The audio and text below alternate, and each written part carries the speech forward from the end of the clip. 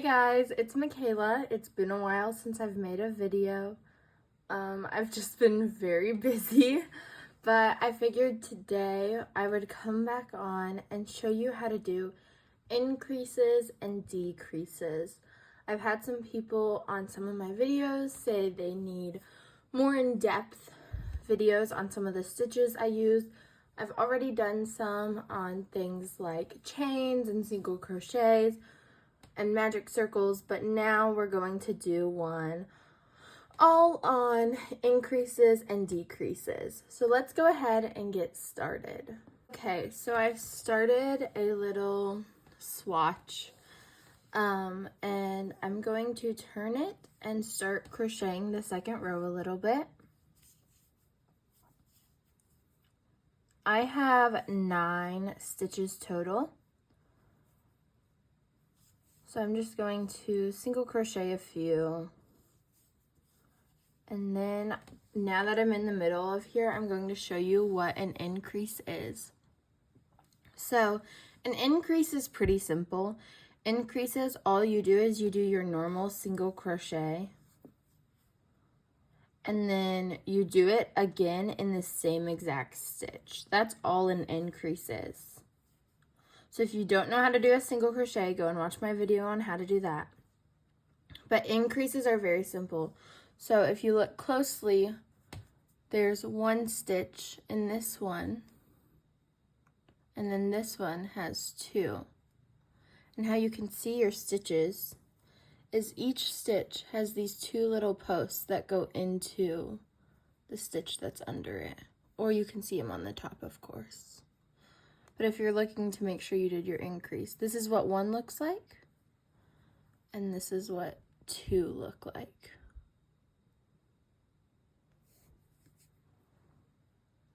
So as I said, increases, it's pretty simple. All you do is 2 single crochets in the same spot. Increase is just an easy way to say that.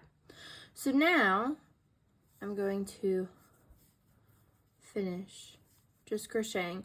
Since we did 1 increase, we will have 10 stitches instead of 9, because 9 plus 1 is 10. Okay, now we're going to talk about decreases. It's very important for a decrease that you understand how a stitch looks on the top. So I kind of showed you a second ago. The top of each stitch is going to have this V shape. So it's important to know that, because when you do a single crochet, you should be going under both of these. But depending on what kind of decrease you're doing, we'll decide if you go under both or one. A normal decrease, we will go under both, and a invisible decrease, which I'll also show you guys, we will go under just one of them. There is a time and place to do each type.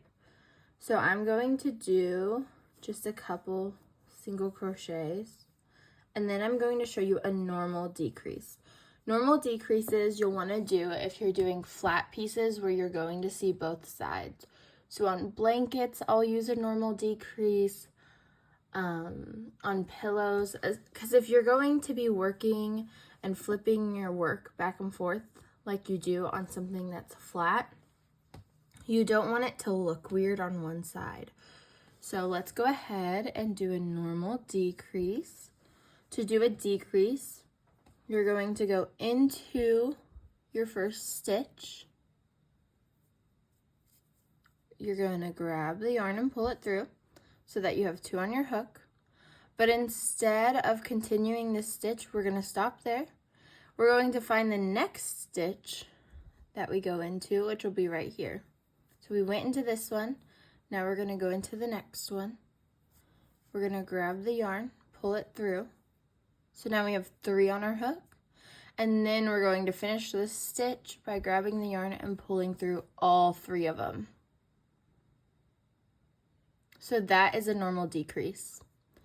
So now I'm going to do a couple more crochets, and I'm going to show you an invisible decrease, which is very similar, but it's slightly different. So for an invisible decrease, we need to pay attention to these V's on top. Sorry, my hook's in the way. Pay attention to those V's, and we're only going to go under, sorry, I'm trying to make sure it focuses. We're going to go under the first part of the V, so like that.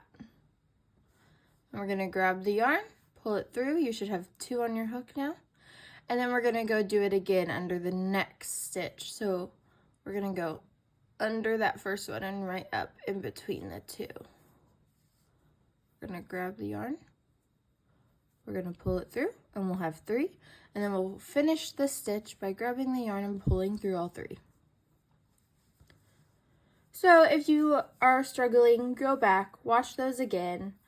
The invisible decrease, I forgot to mention, is good for, I love using it on stuffed animals, and things that both sides, like things that you're working in a round, because the front is always staying the front. So yeah, so we had 10 stitches, we did 2 decreases, so now there are 8 stitches. Yeah, if you guys have any questions, leave them down below. I know this is a hard concept to get at first, so I hope that helped a little bit, and I'll see you guys next time. Bye!